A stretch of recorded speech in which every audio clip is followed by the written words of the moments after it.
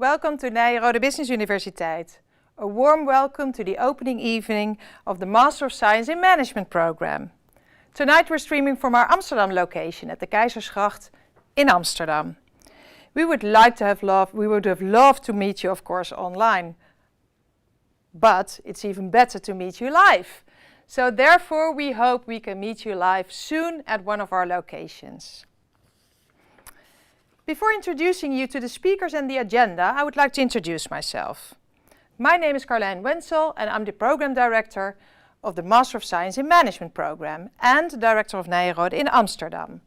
I work for Nyenrode now for 6 years in various academic programs, such as the Accountancy program, the full-time MBA and the Nyenrode New Business School in Amsterdam.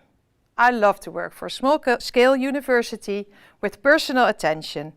And I aim to provide a safe place to learn and grow for our staff and students.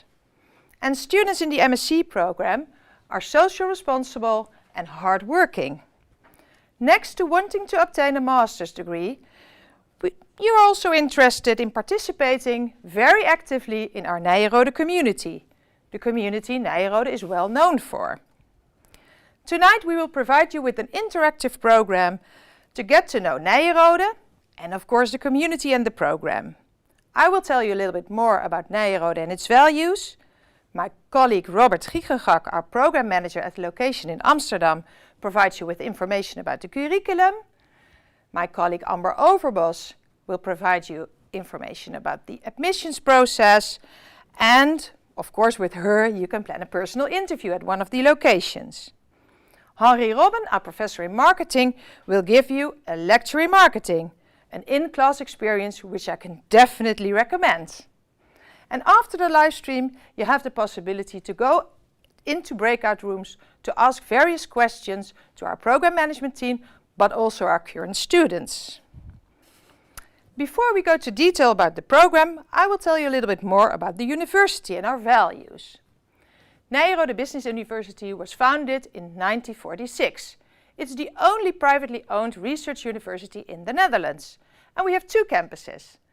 One you probably all know, the one in Breukelen. It's an estate which is already 750 years old and it has a very rich history. But in Amsterdam we also have a nice campus. It's at the Keizersgracht, located in the middle of the city center, next to the Westerkerk and the Negen Straatjes.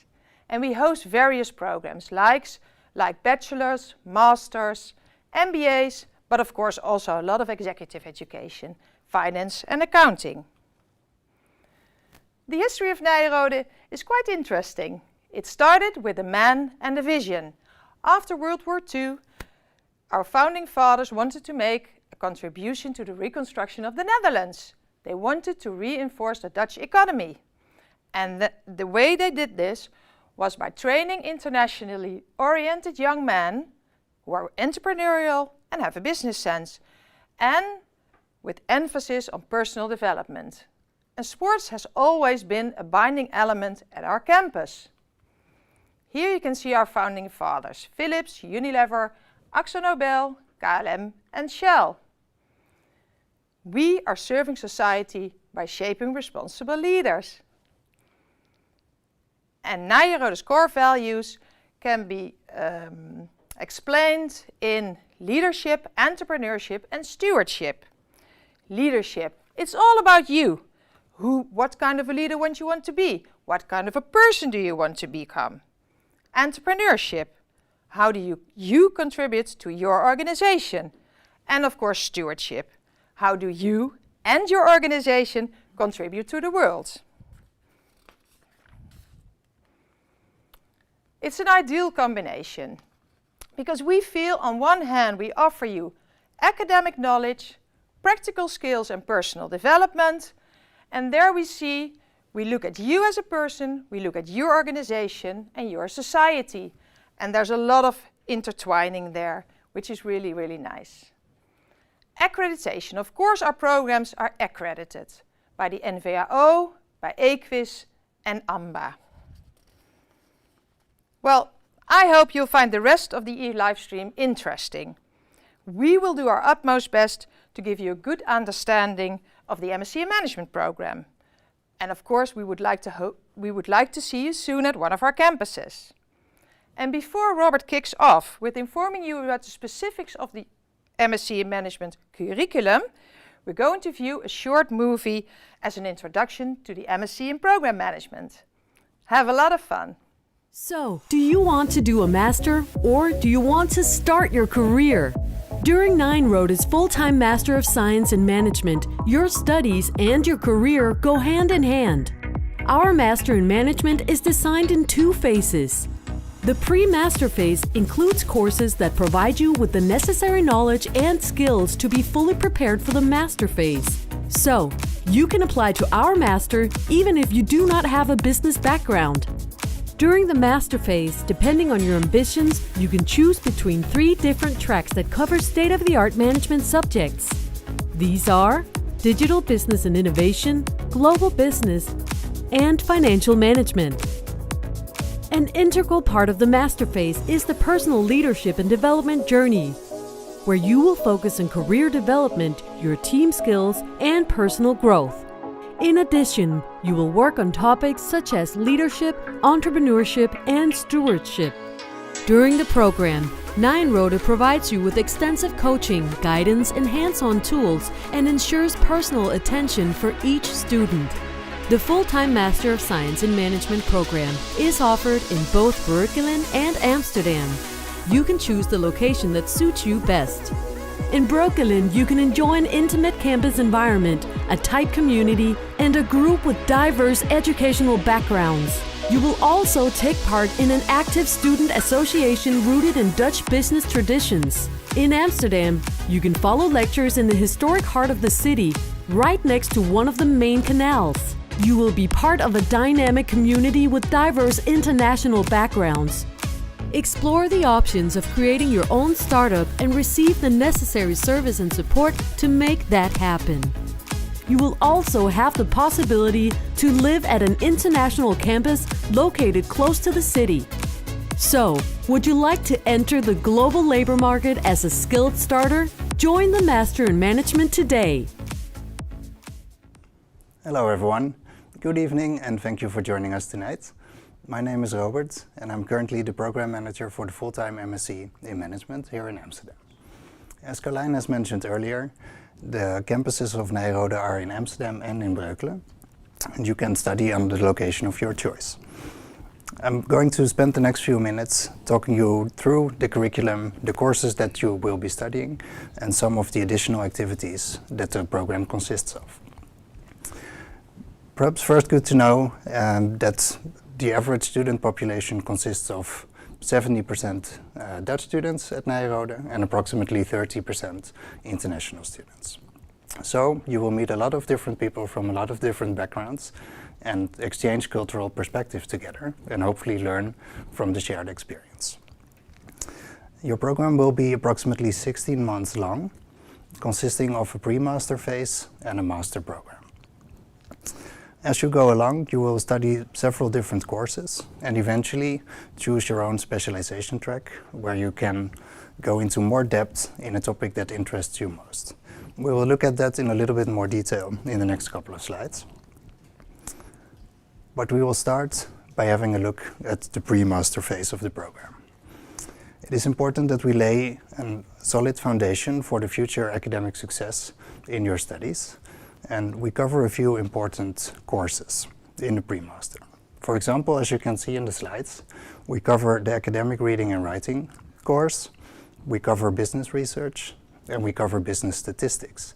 And these 3 courses allow you to prepare for a successful completion of the thesis, and with that, your studies later on. And we really want you to master these topics before you start in the master program. That's why they come first.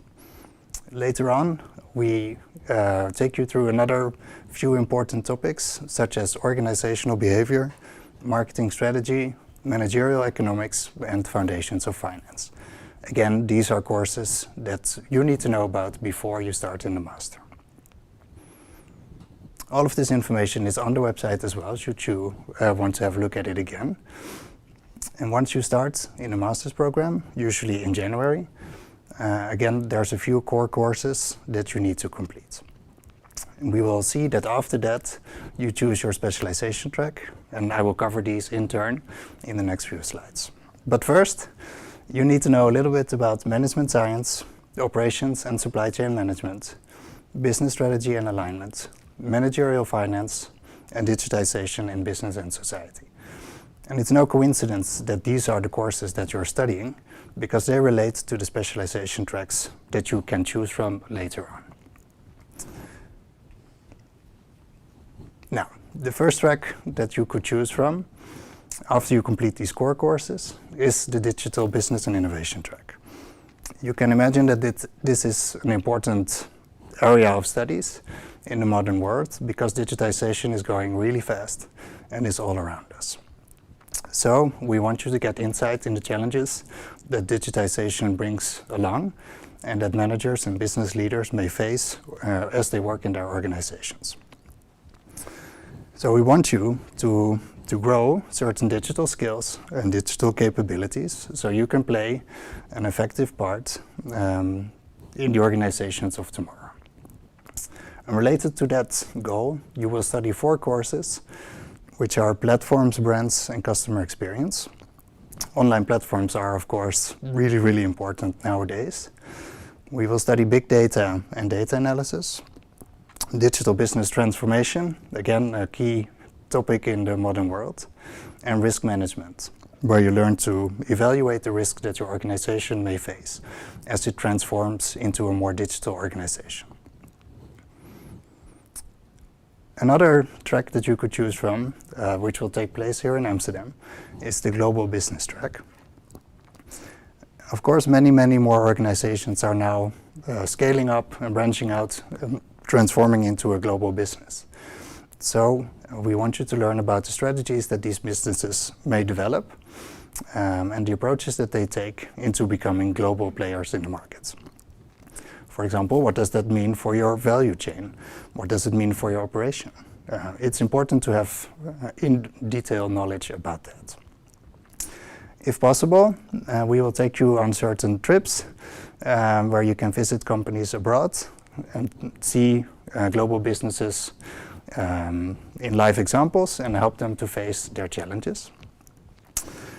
And related to these activities, the core courses in this track are New Economic Powers, Global Strategy, Entrepreneurship, and Innovation and Digitization.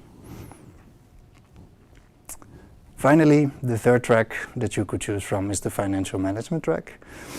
The core courses in this track are Corporate Finance, Mergers, Acquisitions, and Private Equity, Asset Management and Financial Markets, and International Money and Finance. Of course, you are all aware of the key position that finance has in business. So if you choose this track, you will explore the ins and outs of finance and become a true master in this topic. Okay, well, after you've done the core courses and you've done your specialization courses, you will eventually do the thesis, but it's important to know that you're not just studying courses. We want you to develop as a person and as a leader during your studies as well. And to allow you to do that, we have created a personal leadership and career development journey for you, where you identify your own strengths and weaknesses as a leader and maybe as a manager, and where you really have a close look at yourself and your own professional wishes and goals, and where you can take part in workshops that may help you to create new skills or strengthen your current skills. So this really is a journey that we want to emphasize a lot for you and that we want you to make the most of, because it's important that you not only master information and courses, but also get to know yourself and develop yourself as a professional. So throughout the master program, we spend a lot of time on this topic, and we have various sessions with you to have a look at who you are, what your ambitions are, what your dreams are perhaps, and where you want to go, and how Nijrode can possibly help you achieve your goals. We also create peer group coaching sessions where you can meet with alumni from Nyenrode programs and get their coaching and advice on how you can develop yourself. So it's really important that you try to make the most out of your journey in that aspect of your studies. Okay, and then, as I already said, the final piece of your program is the thesis. One of the most challenging pieces of your program. And we want to make sure that you have enough preparation to complete this project successfully. So before you start the thesis, we offer you an extensive research in business administration program where you learn all about doing research, preparing research, asking the right research questions, and so on, so that you can write a meaningful thesis and explore a topic of your interest. As you see in the slides, it says choose your own topic, which is really important because writing a thesis is a really large project that's going to take a lot of your time and energy. And we really recommend choosing something that interests you intrinsically and then explore that topic further in the thesis. It's 15 ECTS long. And it will take you approximately 4 to 5 months to complete before finalizing your program. And then, once you've done all the hard work and you've collected all the ECTS, we hope to see you at the graduation of the program and celebrate your achievements together. And you will officially become part of the alumni network that Nyenrode has. I recommend having a close look at this slide. You can see that a really large part of the students that graduate from Nyenrode find a job fairly quickly with often one of the bigger global businesses in the market. You can also see a few details about the starting salaries if that interests you, and some of the branches that the alumni students end up working in as their first role. Speaking about the alumni network, it is approximately 30,000 students large at the moment.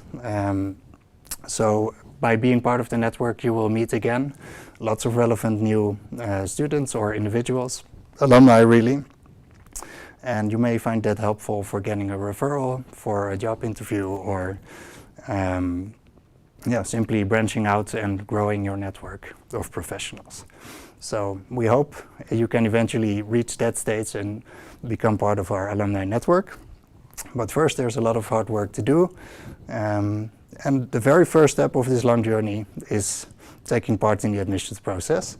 So my colleague Amber, after the little video that we'll show you next, will tell you all about that. Thank you for your time. Thank you for watching this video. My name is Amber Overbos and I work as a program advisor for the full-time MSc in Management program at Nyenrode Business University. The full-time MSc in Management program is in total 16 months long and we offer it in 2 locations, Amsterdam and Breukelen. And today I'm here with our current student Dominique Stasse to answer some of your frequently asked questions. For me, what really stood out about Nyenrode is, and the MSc program in general, is the emphasis on personal development. It's something that I think is super important in a program, and it also makes the academic part way more relevant to your life, not just now, but in the future. We have a very strong business network that we've built up over the past years. And of course, students can use that in combination with our career and personal development office to really kickstart their career in the Netherlands or in Europe. Yeah, for me the pre-master was a great precursor to the master. It really prepares you and sets you up with the knowledge that you need to succeed in the master in management. Can students actually choose courses during the masters? Yeah, so during the pre-master you don't have that option, but during the master you'll have your choice in electives.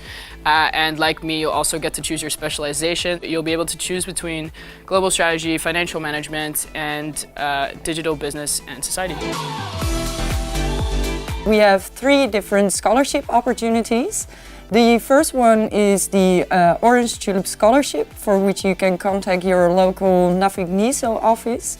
The second one is the Alumni Scholarship, and the third possibility is the MSc in Management Scholarship funded by our program management. For all scholarships, you will need to submit a financial plan and a special motivation letter. Do you need to take the GMAT or the GRE test to get into Nijrode? Well, you can.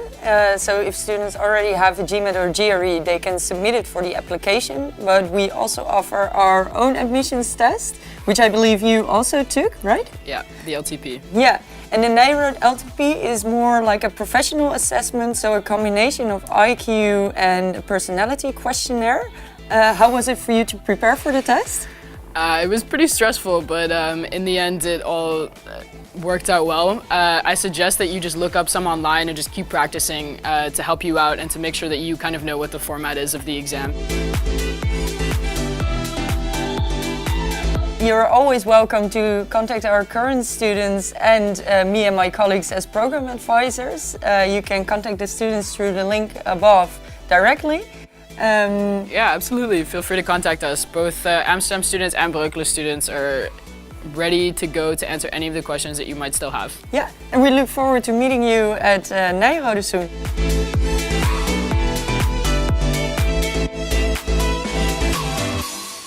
Hi, my name is Amber Overbos and I work as a program advisor for the full-time MSc in Management.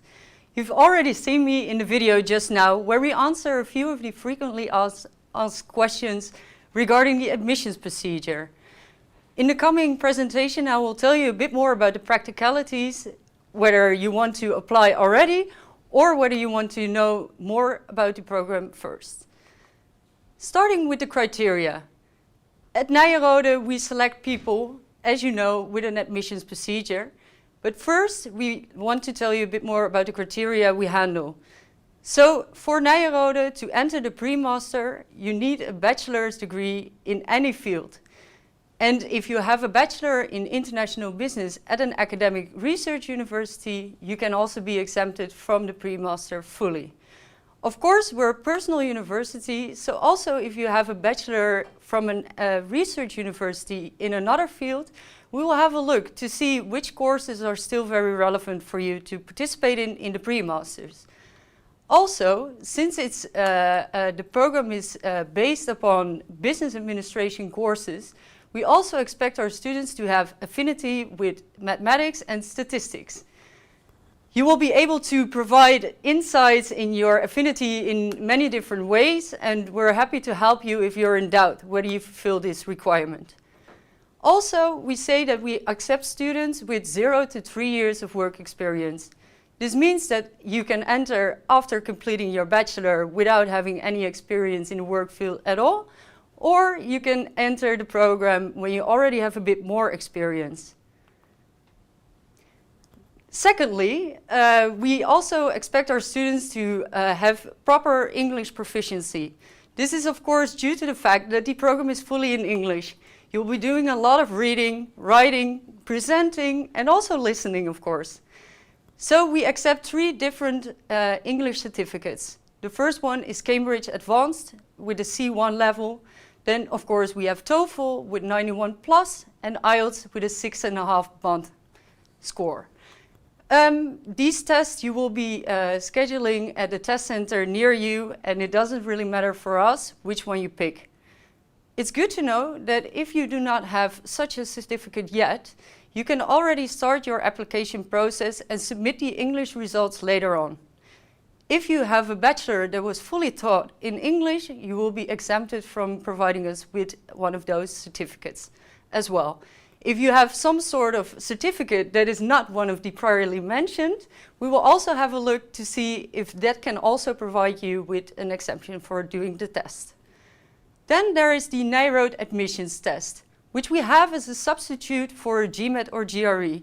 This means that you can apply with having a GMAT or a GRE, but we advise our students to take the Nijrode admissions test when you're fully sure you'd like to proceed in applying for the MSc in Management. This is because, like my colleagues have also mentioned before, At Nijrode, we do not only look at the academic development of students, but also the personality. Our own admissions test contains a personality questionnaire and an IQ test. Of course, based on the personality questionnaire, you will never get denied access to the program. But we do look at a minimum score for the LTP on the IQ part. I can tell you more about that if you contact me. There are a few elements to the IQ part that are important to know about. First one is verbal reasoning, whether you can make a logical connection within a part of text. Then there's abstract reasoning to give us an understanding of your logical insights. And lastly, there is numerical insights, which are number sequences, to test your affinity with mathematics again. The admissions process consists of 4 parts. The first one is that you start by filling in the application form on our website. There you will be asked to submit a few documents, such as your CV, diplomas, and it's good to know that also if you're currently rounding up your bachelor's degree, you can also start applying and submit your diploma once you receive it. Of course, there will also be a cover letter where you explain why you wish to study at Nijrode, what attracts you and why you believe you're a good candidate for our program and university. Again, the tests, of course, but you already know that you can submit those later as well. Then, after submitting the form, you will be contacted by my colleague from the admissions office to schedule the test and the interview. This will happen on most cases on the same day, meaning you will take the test in the morning and do the interview in the afternoon. Then, after you get the festive news that you got accepted into Nijrode Business University, you will receive an acceptance letter that also contains which courses from the pre-master you should still take, and with that there is also a registration form. On the registration form will also be the location of your preference. So, of course, before you sign that form, there will be plenty of opportunities to visit our locations, talk to me as a program advisor, and also discuss the location during your admissions interview. Once you've signed the registration form, you're fully accepted and your seat is booked. Then, the investment in this program. We have split up the tuition fees into 3 semesters. And the price per semester is €9,750, which means that if you have to participate in the full program, you will be investing €29,250 in total. This also includes the accommodation, for instance, for the global immersion program, but does not include your flight expenses.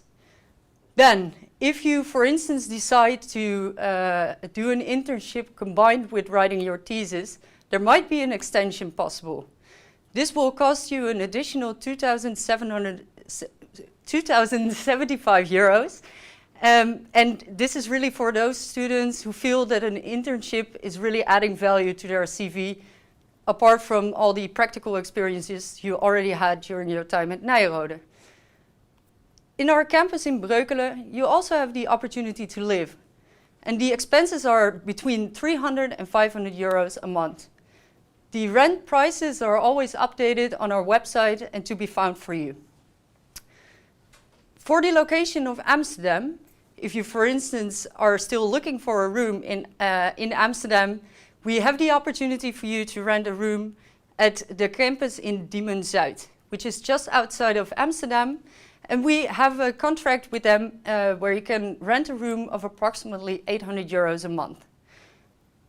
Of course, you will also be investing in the community of Nijrode, so there is also a membership fee for the student association. You will have a few expenses per month on books and readers, and of course you have your own living expenses. So how do people finance their studies at Nijrode? There are a few common options. Of course, for the Dutch and the EU students, it's possible to take a duo loan. With the duo loan at Nijrode, we made a special arrangement so that you can also get your financing throughout the pre-masters. So that means you will get study financing throughout the full program of 16 months. Then we have a few scholarship options. We joined the Orange Tulip Scholarship, which is very well known to international students. We selected a few nationalities where we support students financially. Then there is the Nijrode Fund. This fund is supported by our alumni.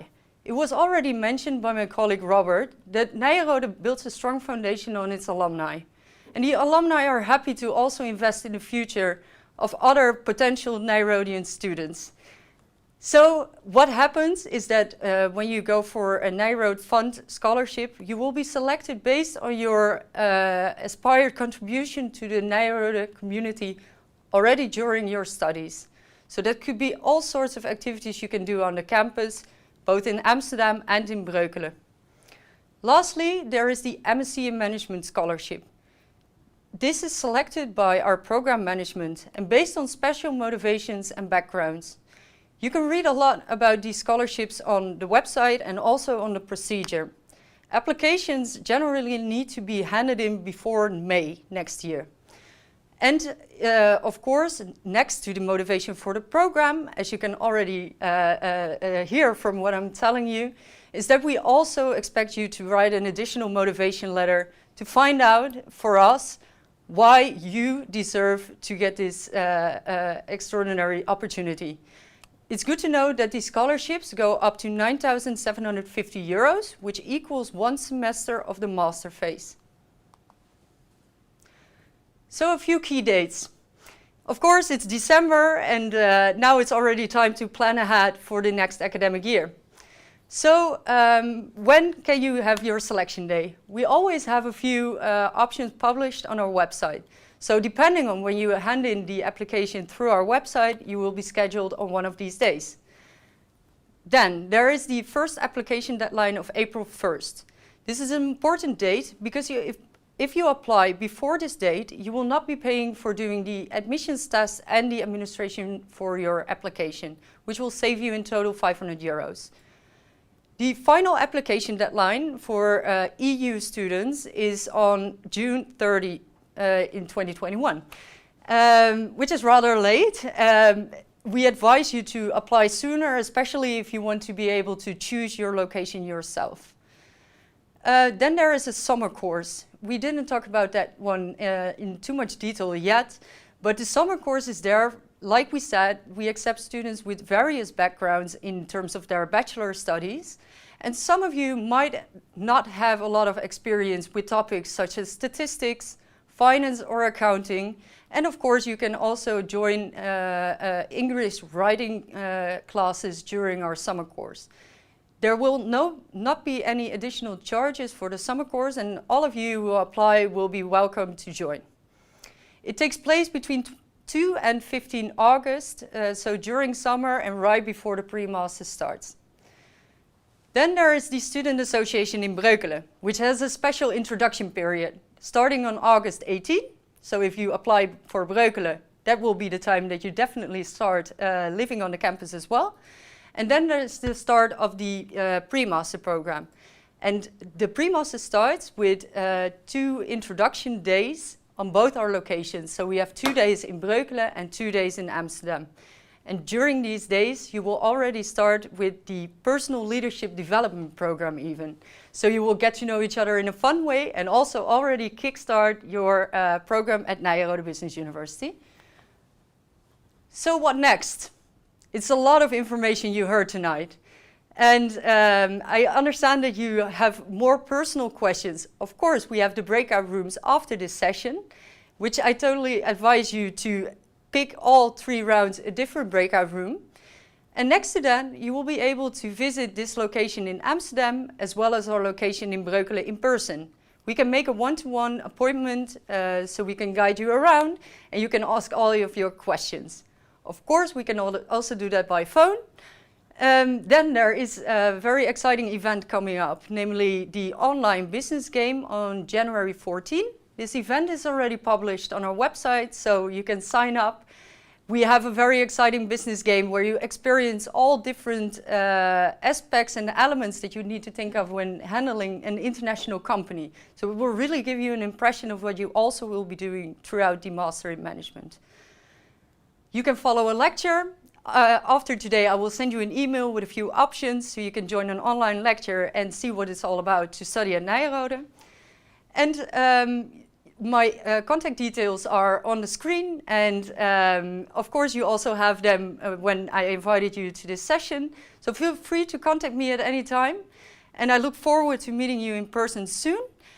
Before we head over to the marketing lecture by our professor, Mr. Henry Robbe, we will show you a video that gives you a bit more insight in what our location in Amsterdam is all about. Thank you, and I hope to see you soon.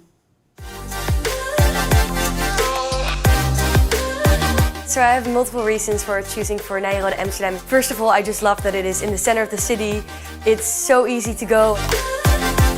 I chose to study at Nyenrode instead of other universities because I was really impressed by the atmosphere that Nyenrode had. I feel that Nyenrode empowers me and makes me feel trusted to make certain decisions. There's so many startups, interesting businesses, and they're all just around the corner. So I think that makes the campus location in Amsterdam super special. Specifically to the campus, I really enjoy the Biz Lounge because it's the main part where you have all the functions, so you make a lot of memories there. I just really like the way that Nyenrode treats its students. And then another thing that makes Nyenrode really special is that it is so much based on the reality of the businesses. You don't just have to study from a book, it's really practical. So you have guest lectures from people who really have important functions in businesses. Lecturers really try to engage students, and usually there's a lot of back and forth in lectures, very interactive, which really helps with the learning process. In Nyenrode Amsterdam, we have the incubator. Who want to start up a company can approach for aid and get an office space in the Amsterdam building.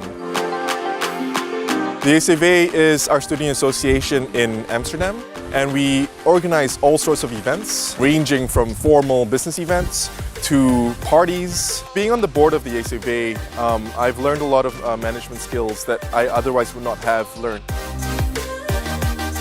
Yeah, I think the main focus of Nyenrode is really to be better as a person. That also includes in the core sports. And I think it really teaches you to be proactive and to work on yourself.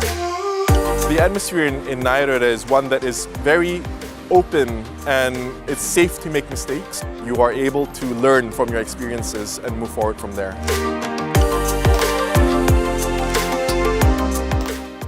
Hi, good evening. My name is Henry Robbe and I'm a professor of marketing at Nyenrode Business Universiteit. And I'm very happy that you've joined me tonight so I can give you a little bit of taste and flavor of what it is to have a marketing lecture at our university. And for tonight, I've chosen a topic that may interest you, namely making choices for the future in terms of marketing. Now, here you see my contact details, and I give these details to all our students. I would like them to contact me whenever they want to have more information or have questions. So you get the information, my contact details as well. What I've based this lecture on is 2 books, and they are very exciting books because, and I can tell you because I've written them myself, right? That's a joke, of course. And what I will talk about today comes from our textbook that I always use in my marketing classes, Marketing Strategy and Organization. And when we talk about the future, there's one thing that's very difficult, that's namely prediction. And if you look at this cartoon, and we've just finished budgeting in most organizations here in Western Europe, what happens during budgeting? They say, well, what will be for next year? Let's have a guess, or people have a hunch, or say this could happen, that could happen, maybe this, maybe not. And then in the end, we stick to the same figures as this year, perhaps adding a few percentage points. But predicting the future is very, very difficult. And if you don't believe me, let's talk to someone else who is a more believable source, namely Richard Thaler, who is a Nobel laureate. He says, when you have to make a prediction of the future, for instance, next quarter's sales revenues, any prediction between -10% and +30% means that you're in 80% of the cases right. But in business, what happens when you make this kind of a prediction between -10 and +30%? They will say you are a fool. And Richard Thaler says, and that is right, because when it comes to prediction, we cannot be precise. Yet, we would like to say something about the future. And in this lecture, I would like to talk to you about what I call marketing paradoxes. And there are 5. One of them has to do with the distinction between analog channels and digital channels. The next one will be talking about customers or markets or arenas. Then we will talk about the difference between exploitation and exploration, and then we will talk about closed versus open innovation. Now, some of you might say, well, you announced 5 paradoxes, but there's only 4. That's right. The 5th one we have to discover during this lecture. And please bear with me here. Well, the first one is the difference between analog and digital. And here you might say there's also a difference in generations. We have baby boomers, and we have the millennials and Generation Z who have grown up with the internet. And then the question becomes, what's happening now in our lives? And if you look at this photograph, which was taken pre-COVID, you see 3 young people talking to one another. But there's something wrong in this picture. Does anyone of you have an idea what's wrong in this picture? They are talking to one another. And now, you know, this is the 21st century. This is how we should communicate, through our phones, right? And I'm pretty sure that most of you do. Now, there are some people, especially baby boomers, and perhaps your parents, who say, well, this is not social behavior. These people are not communicating. They are looking at their phones. Now, mind you, I did some research and I went to look for a picture of, say, 50 years ago. What do you see now? People in the train reading newspapers. Virtually nothing has changed. When we are meeting with people, when we're traveling, we want to be on our own. We want to check things. And I think personally, as a father of 3 boys, I think using social media makes you not antisocial, it makes you more social. But it was fun to find out that in 50, 60 years, in terms of communication, only the device has changed, but not why we communicate, and sometimes why we don't want to communicate. Now, if you look at the next slide, there's a picture of a wolf. And typically, when I was young and I went on holiday, you would take your single reflex camera and a few rolls of film. And when the films were full, that was it. So when you shot 2 or 3 rolls of film, those were your holiday pictures. So you ended up with 24, 36, 72 pictures of your whole holiday. Nowadays, we take thousands of pictures, and I'm pretty sure that most of you have more than 1,000 pictures on your smartphone. And we show them to everybody. Now, when I was young, there was always this uncle who went far away on holiday, and then he used his slide projector to show us his hundreds of slides. Now, that was a Sunday afternoon not very well spent, but it is so much different. When you show pictures to your friends, how many do they show? How many do they see? How quickly do they swipe through your pictures? Again, in terms of communication, little has changed, but the device has. Now, the following picture shows us something else. This is shopping in this day and age. This is analog shopping. Nowadays, with a mask, but it's still shopping. And this is really, I think, very old-fashioned. We could also shop at Amazon. But mind you, is there such a big difference between online shopping and offline shopping? Now, many companies think there is. And that's because they have to manage an online channel and an offline channel. When you go to buy a new car, until a few years ago, people went to 4 dealerships before they made a decision. Nowadays, they only go to 1 dealership because they prepared the decision already on the internet. So they know what they want. The only thing that they want to do is to negotiate about the price. But now, why should you go to a dealership when you can order your Tesla online without going to a dealership at all? Now, the first paradox I've called analog versus digital. Now, why is it a paradox? It is a paradox because companies, organizations, they have to manage a couple of channels. And for them, that makes sense because then they can focus. But for us regular people, there's no difference between online and offline. We live in one world. We live in one reality. That's our reality as a customer. And when we want to buy things online, we do. When we want to buy things offline, we do that as well. So for us, we don't make a difference. We don't a difference between online and offline. But for companies, they do. That's why this is a small paradox. Now, if you go to the following, you see a picture of the Colosseum in Rome. That was an arena. And the thing here is, should we discuss about markets, customers, or about arenas? Now, the big difference between a market and an arena is that in the good old days, when you were put on the spot in an arena, you simply had to survive to be the winner. And I think in this day and age, it's far better to talk about arenas rather than the simple concept of markets. Now, what I think is very important in this day and age is that online markets typically depict one 800-pound gorilla. So there's one party that is very, very powerful, and it sort of dictates what's happening.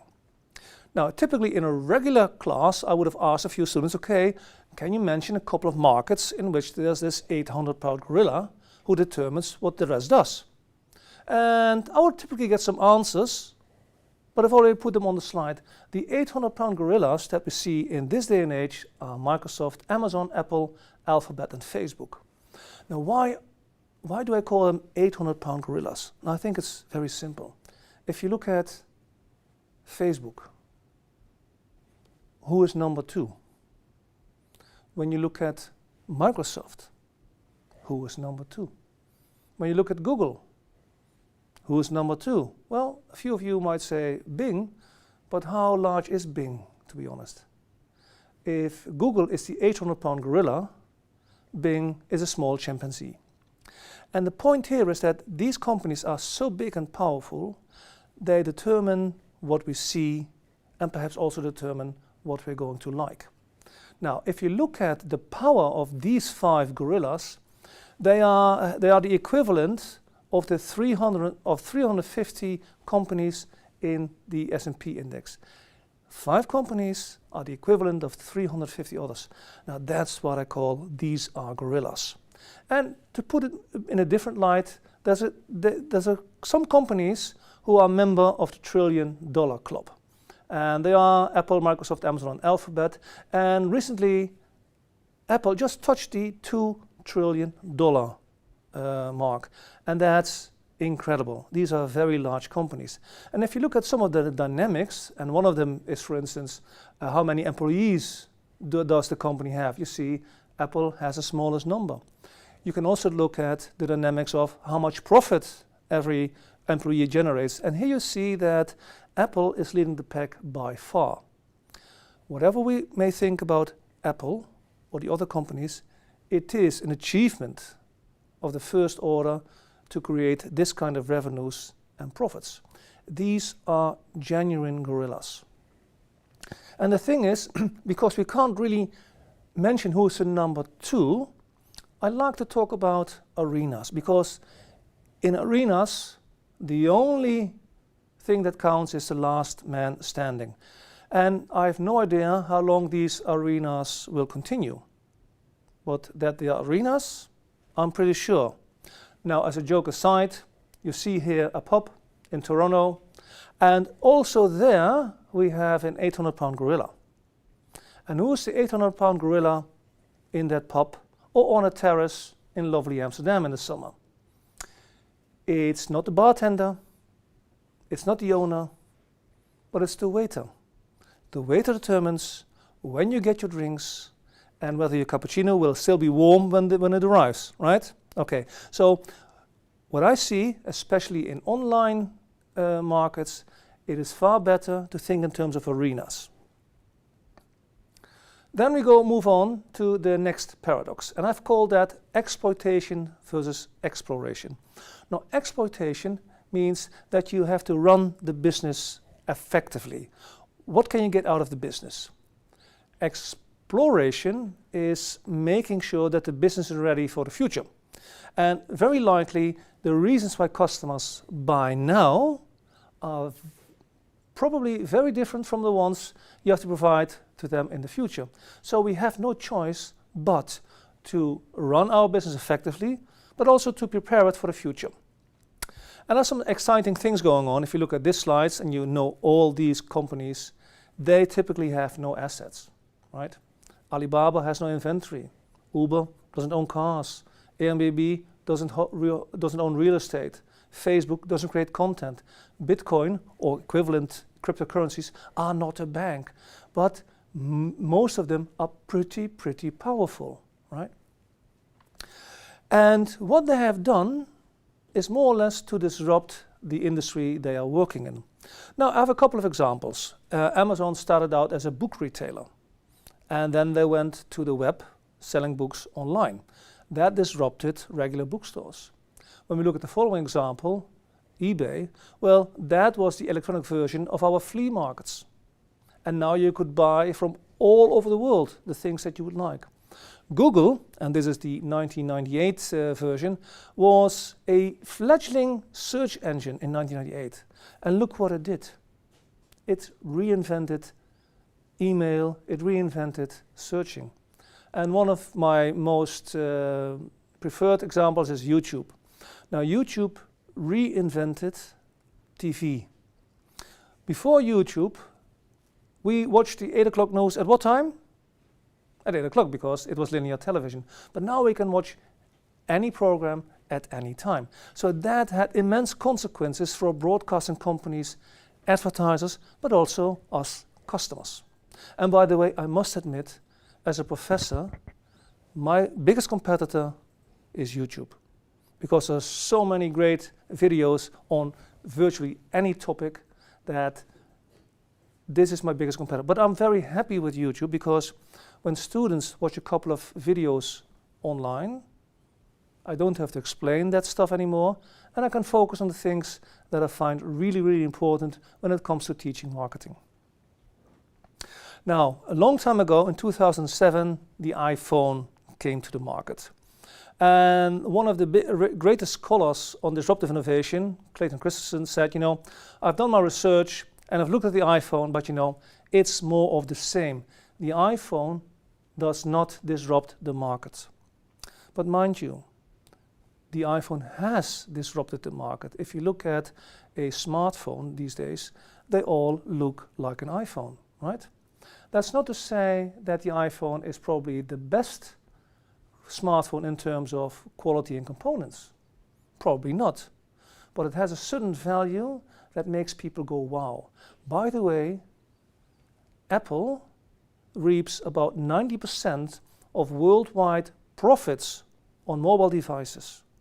So with only a market share of about 15-20%, they reap the lion's share of the profits globally. Now, is that disruption or not?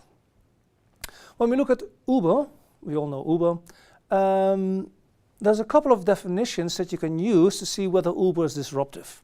And Clayton Christensen mentioned two criteria. The first one is it starts in a low-end market, so with low costs, or a new market. But then Uber started out as a taxi company, so to speak, and we already knew taxi companies, and taxis, at least in the Netherlands, they are not cheap. Then Christensen said there's another criterion to judge whether an innovation is disruptive, and that's when the main market, so the regular customer, accepts Uber as a way of transportation, but then the quality should be at least good. Now, from the first moment onwards, the Uber quality was great. So this goes to show that this academic definition doesn't hold anymore, because I think that Uber is disruptive. Perhaps not based on these two academic definitions, but then we have to find a different definition. And when you look at the slides, you will see a URL of YouTube. And in that video that you will see then, you see taxi drivers in Paris demonstrating against Uber. I can tell you, when you see that video, you'll agree with me, Uber is disruptive.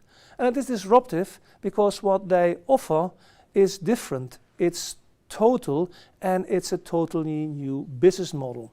And that's why Uber is disruptive. So this is my definition of disruptive. Does it change your business model completely? Then we come to the fourth paradox, closed versus open innovation. Now, most companies, when they try to innovate, they are looking inside. It's what we call a knee-jerk reaction. You know, they think it's safer, they have more control, and no one can steal their ideas. Now, this innovation in splendid isolation is not a good idea, which I will show. In the first place, you have to realize that always there is more than one customer. For instance, in this presentation, there's a couple of customers. There's Nijrode, there's program management, there's you. Maybe you're watching with friends, family, your parents. And also, for them, this lecture should be exciting and should be informative. It's not only for you as a prospective student. And then we come to something else. I told you, closed innovation is a regular reaction of most companies. They want to stick everything to themselves and they want to be on their own. Now, I have an example here of Michelin. And Michelin invented the PAX tire, which is a run on flat. So that means when you were driving 150 kilometers per hour and one of the tires would blow out, then you would still be able to drive the car in a straight line to the garage. So what's then the point here? Now, what Michelin did or thought was the following. We have an excellent tire. We have been able to persuade car manufacturers to fit their cars with these tires. There's many garages all over the country, and we have something that the customer really likes. But there was one thing that Michelin forgot in their splendid isolation, namely the following. When a PAX tire blows out, and it happens like any other tire, then you need to have a special garage with specially trained mechanics to change your tire. You can't do that with the regular equipment. Now, what Michelin forgot to do, and that's how their puzzle fell out of order, was they didn't include in their business ecosystem garages and their mechanics.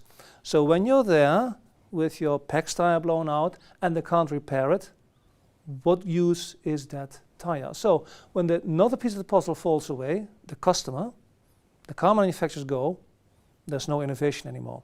So my advice when it comes to innovation, it may seem very safe to develop everything in-house. There's plenty of examples out there that show that open innovation is much safer and it may also be more effective. If you look at the following, if you look at Procter & Gamble, they have a very nice product called Pringles. I'm pretty sure you know that product, right? And one person had the idea that, okay, while people ate Pringles, they share Pringles. Why not make this into a social game? So they wanted to have quiz questions printed on Pringles. And I can tell you, when I would put Pringles in my printer, that wouldn't go down very well. So they had to find a technology through which they could print on Pringles. And they found this Italian professor in food processing who had invented a method to print on foodstuffs. So Procter & Gamble didn't develop that themselves. They found it somewhere else and incorporated it in their invention. When you look at Samsung, Samsung has a application that connects all kinds of smart appliances. So Samsung then makes sure that everything is connected and does exactly what you want. When you look at Lego, at one time they asked customers to create new designs. And that has a couple of advantages. You don't have to do it yourself, and you get designs that your customers really like. Now, that's a win-win situation if there ever was one. And then General Electric, the big consortium, when they can't find a solution to a problem, they invent young people to have a go at it. And by the way, which better selection process do you have if you have young people solving your problems? I think that's genius. And then we have a fifth marketing paradox. I told you there would be 5. And the fifth paradox is like this. One dimension that you have to take care of is value creation. You have to create value for your customer in a way that creates value for the company. So far, so good. This is what businesses do all the time. The other dimension that you should manage is exploration versus exploitation. And the trick here is that you have to optimize both dimensions at the same time. So the paradox is, you can be very successful today, but if you don't prepare for the future, what will you gain? If you create lots of value for your customer, but if you fail to capture the value, how can you invest in innovation? So the fifth paradox is really the most exciting one, namely creating value for your customer in a way that creates value for the organization, running the business effectively, and making sure that it will run effectively in the future. So these were the 5 marketing paradoxes that I would like to share with you. And if you're looking for a thesis project, here's one.